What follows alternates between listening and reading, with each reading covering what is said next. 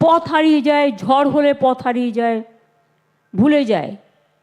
কিন্তু আমরা বারণ করব মহাজনদেরও, এবং বিশেষ করে যারা এই ট্রলারে যাতায়াত করেন মাছ তোলার জন্য, আপনারা কখনোই আমাদের সীমানার বাইরে যাবেন না। তাতে মাছ উঠলে উঠবে, না উঠলে না উঠবে, আগে জীবন বাঁচবে। জীবন বেঁচে থাকলে অনেক মাছ পাবেন।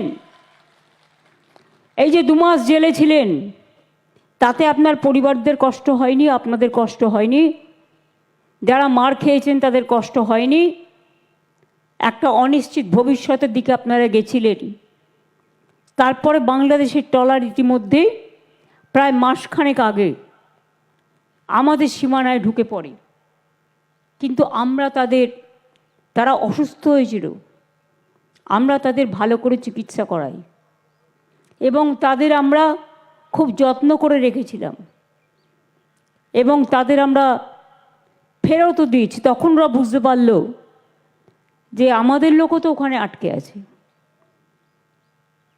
দুদেশই মৈত্রীর বন্ধনে আবদ্ধ থাক, এটা আমি নিশ্চয়ই চাই। কিন্তু এই যে ওদের ট্রলারটা আটকে ছিল, আমরা কিন্তু সম্পূর্ণ সাহায্য করলাম। অসুস্থ হয়েছিল প্রচণ্ড,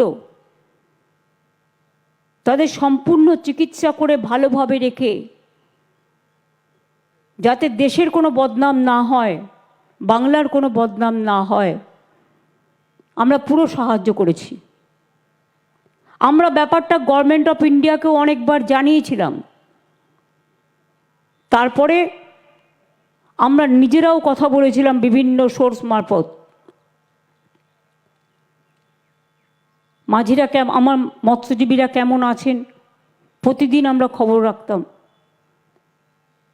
তারপরেই 2 দেশের মধ্যে একটা আদান প্রদান হয়।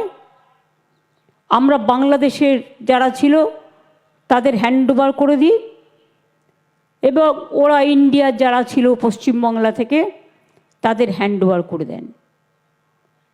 এই হচ্ছে মোটামুটি মৎস্যজীবীদের যে ভোগান্তি চলেছে, যে সাফার করেছে ওরা, তার জন্য আমরা মৎস্যজীবীদের জন্য একটা 2 মাস ওদের লিন সিজনে যখন খুব ঝড় জল হয়, ওরা সমুদ্রে মাছ ধরতে যেতে পারে না, তার জন্য সামান্য সাহায্য করার জন্য আমরা একটা সমুদ্র সাথী প্রজেক্ট তৈরি করেছি। এটা জেলার মৎস্যজীবীদের প্রতি বছরে 2 মাস 5,000 টাকা করে 10,000 টাকা দেওয়া হবে। আজকেরটা কিন্তু আলাদা। এই প্রজেক্টটা এখনও চালু হবে। 2 লক্ষ মৎস্যজীবী এর ফলে উপকৃত হবেন। মৎস্যজীবী বন্ধু একটা প্রকল্প করেছি, যাতে মৎস্যজীবীর মৃত্যুর পর তার নিকট আত্মীয়কে 2 লক্ষ টাকা দেওয়া যেতে পারে। ইতিমধ্যেই 200 পরিবারকে দেওয়া হয়েছে। আপনারা তো চোখের সামনে দেখলেন, আজকেও এখান থেকে একজনকে দেওয়া হলো। বিশেষ করে 1,000 টাকা করে যারা 60 বছরের বেশি, সেই মৎস্যজীবীদের 1,000 টাকা করে পেনশন দেওয়া হচ্ছে। আমার মনে হয় এখানেও কয়েকজন বয়স্ক ছিল এবং যারা হাঁটতে পারছে না কারণ মারধর খেয়েছে, সুতরাং তাদের এর মধ্যে ইনক্লুড করতে। মৎস্যজীবীদের লোনের সুবিধের জন্য ক্রেডিট কার্ড করে দেওয়া হয়েছে। এতে এখনও 125 কোটি টাকার বেশি লোন ওনারা পেয়েছেন। আমাদের এখানে জল ভরো জল ধরো প্রকল্পের জন্য যেমন জলও আমরা আটকাতে পারছি, সেচের কাজও উন্নত হয়েছে, তেমনি মনে রাখবেন এই জল ভরো জল ধরো পুকুরগুলোতে 5 লক্ষের ওপর পুকুর কাটা হয়ে গেছে। তাদের ওই পুকুরে আমরা মাছের চারা দিচ্ছি, চাষ করছি, ফলে মাছের উৎপাদন বেড়েছে, মৎস্যজীবীদের আয়ও বেড়েছে। এর জন্য আমার কোনো কৃতিত্ব নেই বা আমাদের কারণ নেই, কৃতিত্ব সবটাই আপনাদের বাংলার মানুষের আপনারা কাজ করার সুযোগ দিয়েছেন বলে এটুকু আমরা করতে পেরেছি। গঙ্গাসাগরের জন্য যা করার আমরা করেছি।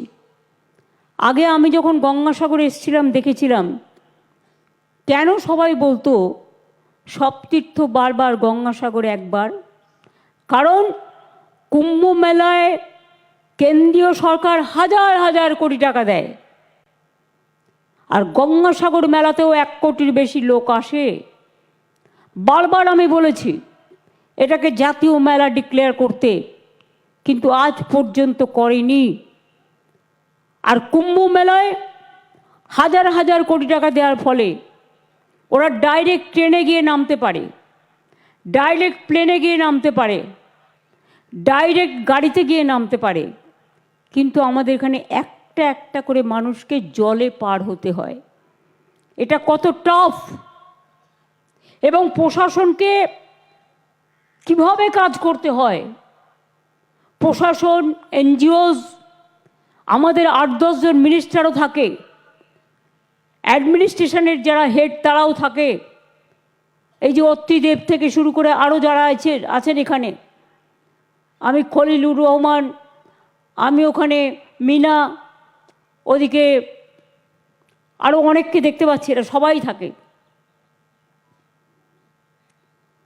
সেই জন্য এখানে রাস্তা, বিদ্যুৎ, আলো, পানীয় জলের ব্যবস্থা, হাসপাতাল, জেটি, হেলিকপ্টার পরিষেবা, হেলিপ্যাড সব করে দেওয়া হয়েছে।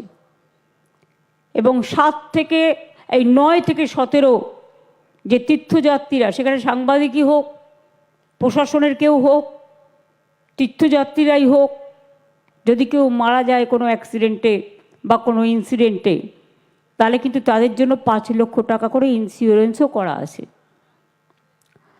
আমরা দেখেছি, অনেক চেষ্টা করেছি যে এখানে একটা ব্রিজ হওয়া দরকার, যাতে মানুষ সরাসরি গাড়িতে চলে আসতে পারে। আসলে এতদিন কেউ এটা ভাবেনি। আর কেন্দ্রীয় সরকারের সাথে আমার কথা হয়েছিল একবার, কোনো একজন মিনিস্টার আমাকে কথা দিয়েছিল যে তারা সেতুটা করে দেবে বলে, আমি 3-4 বছর তাদের দিকে তাকিয়েছিলাম, কিন্তু তারা করেনি। আমি এখন মনে করি গঙ্গাসাগরে যখন তারা 1 পয়সাও দেয় না, তারা কোনো দিনই দেবে না। সুতরাং যেটা করতে হবে সেটা হচ্ছে অনেক খরচার থেকেও, আর্থিক সংকট থাকলেও মুড়িগঙ্গা ব্রিজের ওপরে গঙ্গাসাগর সেতু তৈরি করার প্রয়োজন আছে।